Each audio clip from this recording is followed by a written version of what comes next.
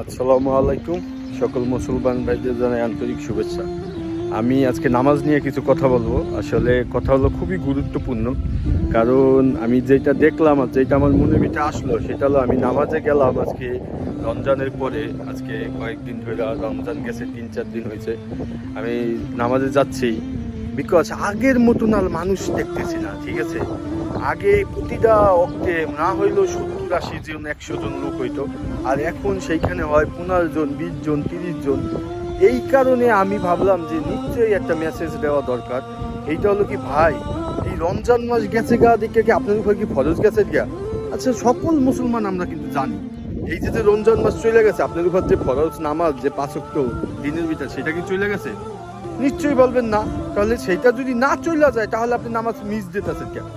মানে আমি আমাদের সকল ভাই বেরাদারে কইতাছি, আমার বন্ধু বান্ধবগুলারে কইতাছি, এবং কি প্রতিটা মুসলমানদের কইতাছি, কারণ আপনারা জানেন যে প্রতিটা মুসলমান যে ফরজ নামাজ আপনার উপর মানে আদায় করতেই হবে। কারণ কি আপনি মৃত্যুর পরে সর্বপ্রথম আপনার ফরজ নামাজের হিসাব নেওয়া হবে।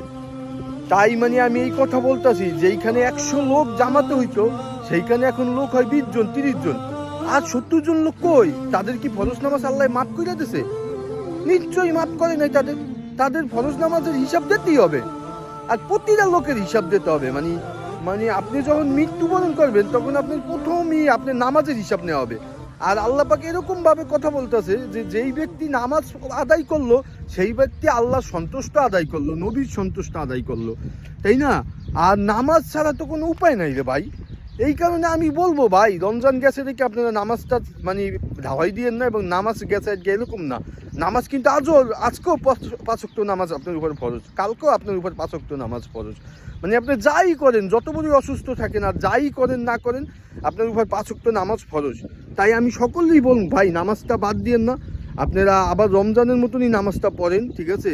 আর যদি সুন্নাত নাও পড়তে পারেন সমস্যা নাই, কিন্তু ফরজটা আপনি বাদ দিয়েন না ভাই। ফরজ নামাজ আপনার আদায় করতেই হবে, ঠিক আছে? আর ফরজ নামাজটা অবশ্যই পড়বেন ভাই। আমি সকল ভাইদের বলতেছি, আর আপনারা সবাই হাদিস কোরআন সবই জানেন, আপনাদের নতুন করে শেখানোর কিছুই নাই। আপনাদের হাতের ভিতরে স্মার্টফোন, আপনারা সব কিছু জানেন। আপনারা ইচ্ছা করলেই এখন কোরআনে কোন আয়াতে কি বলছে আপনারা আল্লাহ পাকে আপনি সব কিছু জানতে পারবেন। আপনি গুগলে যেয়ে একটু সার্চ দেন, আপনি ইউটিউবে যেয়ে সার্চ দেন যে সূরা ফালাকে কি বলতেছে, সূরা নাসে কি বলতেছে, সূরা কাফিরুনে কি বলতেছে, আপনি সব কিছু জানতে পারবেন ভাই, ঠিক আছে? সূরা মুলকে কি বলতেছে, আল্লাহ পাক সূরা মুলকে এমন কথা বলতেছে যে আপনি যতবার আকাশের দিক তাকান আল্লাহ পাক সেইগুলো দেখে, ঠিক আছে? যে আপনি আকাশের দিক তাকাইতেছেন, আর আপনার দৃষ্টি যত দূরই যাওক আল্লাহ পাকের সৃষ্টিতে আপনি কোনো খুঁত পাবেন না, আপনার দৃষ্টি আপনার কাছেই ফিরে আসবে। তো আশা করি আমার কথাগুলো সবাই বুঝতে পারছেন ভাই। আশা করি সবাই 5 ওয়াক্ত নামাজ পড়বেন, নামাজটা ছাইলেন না। যারা রমজান মাসে রোজা রাখছেন, 5 ওয়াক্ত নামাজ পড়ছেন, খুব ভালো কাজ করছেন। এখনও 5 ওয়াক্ত নামাজ পড়েন, রোজা করেন, খুব ভালো কাজ করেন, ভালোর দিকে চলেন।